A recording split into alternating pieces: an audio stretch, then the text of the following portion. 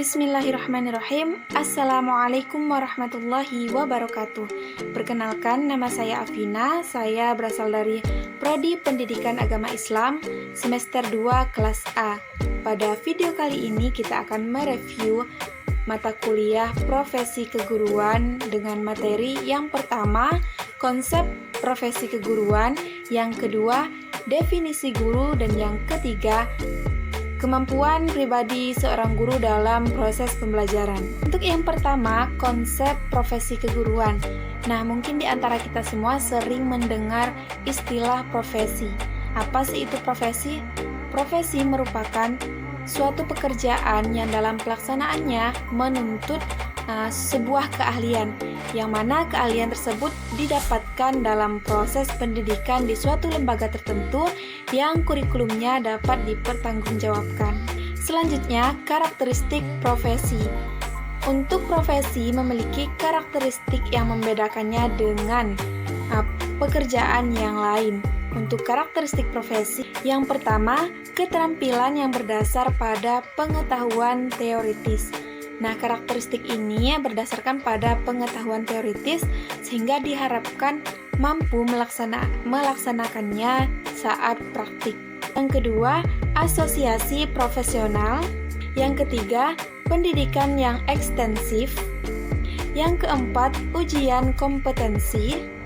Yang kelima, pelatihan institusional. Yang keenam, lisensi. Yang ketujuh, otonomi kerja, dan lain-lain. Selanjutnya, bagian ketiga ada syarat-syarat profesi keguruan yang saya ambil dari buku Profesi Keguruan oleh Profesor Sojipto dan Dr. Andes Raflis Kosasi MSc. Nah, di sini dikatakan khusus untuk jabatan guru sebenarnya juga sudah ada yang mencoba menyusun kriterianya. Misalnya, National Education Association tahun 1948 menyarankan kriteria berikut. Yang pertama, jabatan yang melibatkan kegiatan intelektual. Yang kedua, jabatan yang menggeluti suatu batang tubuh ilmu tertentu atau ilmu yang khusus. Yang ketiga, jabatan yang memerlukan persiapan profesional yang lama dibandingkan dengan pekerjaan yang memerlukan latihan umum belaka. Yang keempat, jabatan yang memerlukan latihan dalam jabatan yang berkesinambungan.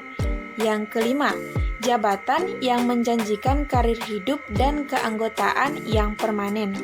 Yang keenam, jabatan yang menentukan baku atau standarnya sendiri.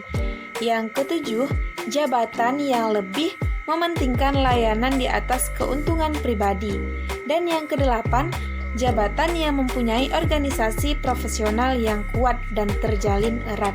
Nah, dari kedelapan syarat-syarat tersebut, untuk menggeluti profesi keguruan kita harus memenuhi syarat tersebut. Untuk yang jabatan mempunyai organisasi profesional yang kuat, misalnya PGRI, Persatuan Guru Republik Indonesia. Nah, tadi juga dikatakan jabatan yang melibatkan kegiatan intelektual, intelektual yang membahas pengetahuan. Juga jabatan yang menggeluti suatu batang tubuh ilmu yang khusus. Biasanya kita lihat seorang guru itu memegang satu mata pelajaran yang khusus diajarkannya kepada muridnya. Nah, seperti itu saja bahasan untuk materi yang pertama, konsep profesi keguruan. Kita lanjut pada materi yang kedua, yaitu definisi guru. Definisi guru. Dalam Kamus Besar Bahasa Indonesia, sebagaimana yang dijelaskan oleh Mujtahid dalam bukunya Pengembangan Profesi Keguruan, guru merupakan orang yang pekerjaan, mata pencaharian atau profesinya mengajar. Dalam arti yang sederhana, guru merupakan seseorang yang memberikan pengetahuan kepada peserta didik. Kemudian, guru dalam pandangan masyarakat ialah seseorang yang melakukan pendidikan tetapi bukan hanya di lembaga-lembaga tertentu. Bisa saja dilakukan seperti di musola, di lapangan, di masjid, di rumah. Selanjutnya, kualifikasi guru. Kualifikasi guru dapat dipandang sebagai pekerjaan yang membutuhkan kemampuan yang mumpuni. Kualifikasi guru berbeda pada setiap tingkatannya. Dijelaskan dalam Undang-Undang Republik Indonesia Nomor 14 Tahun 2005 mengenai guru dan dosen. Selanjutnya, guru dalam kebijakan pemerintah.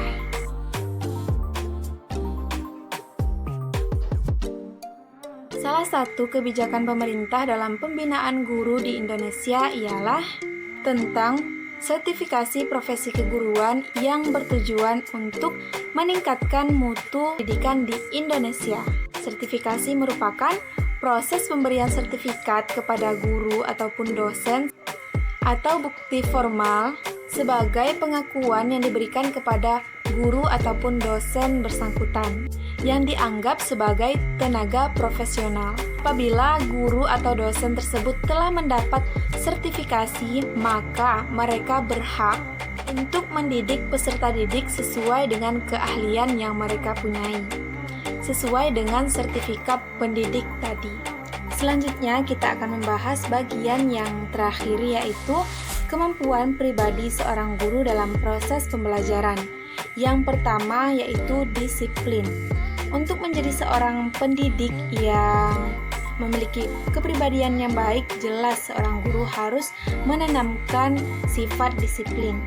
Karena untuk mendisiplinkan peserta didik kita harus mampu mendisiplinkan diri kita terlebih dahulu. Selanjutnya, ulet dan tekun. Dalam Kamus Besar Bahasa Indonesia, tekun diartikan sebagai rajin.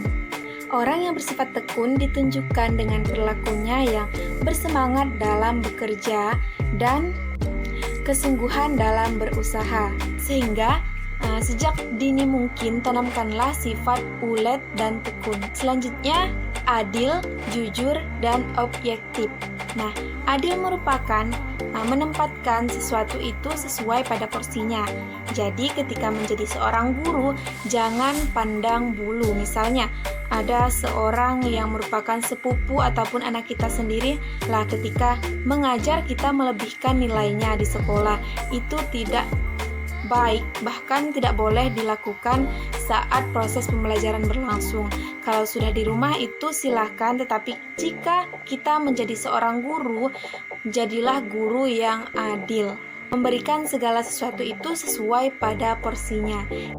Bukan hanya adil, seorang pendidik juga harus memiliki sifat jujur, yaitu berkata apa adanya. Selanjutnya, simpatik, bijaksana, dan sederhana. Guru harus memiliki sifat yang simpatik, karena sifat seperti ini disukai oleh siswa. Jiwa siswa ketika sudah menyukai seorang gurunya, biasanya akan diikuti dengan menyukai pelajarannya. Demikian pula dalam pelaksanaan proses pembelajaran. Harus menarik dengan daya tarik yang diungkapkan melalui motivasi-motivasi yang dapat mendorong siswa kepada hal yang lebih baik lagi. Kebijaksanaan dan kesederhanaan maka akan menjalin ikatan batin yang kuat terhadap hubungan antara pendidik dan peserta didik. Selanjutnya, kreatif dan semangat kerja yang tinggi untuk memperoleh hasil yang optimal. Kreatif di sini merupakan suatu kemampuan untuk menciptakan hal baru. Sesuatu yang baru di sini bukan berarti harus benar-benar baru, tapi dapat juga diartikan sebagai kombinasi-kombinasi dari unsur yang sebelumnya. Seorang guru juga harus memiliki pribadi yang semangat tinggi dalam bekerja untuk mendapatkan hasil yang optimal. Untuk seorang pendidik, tanamkanlah jiwa yang semangat ketika kita memberikan ilmu, mendidik, melatih, membimbing peserta didik kita. Semangat, jangan pernah lelah ataupun putus asa. Karena untuk mendapatkan hasil yang optimal harus ada perjuangan.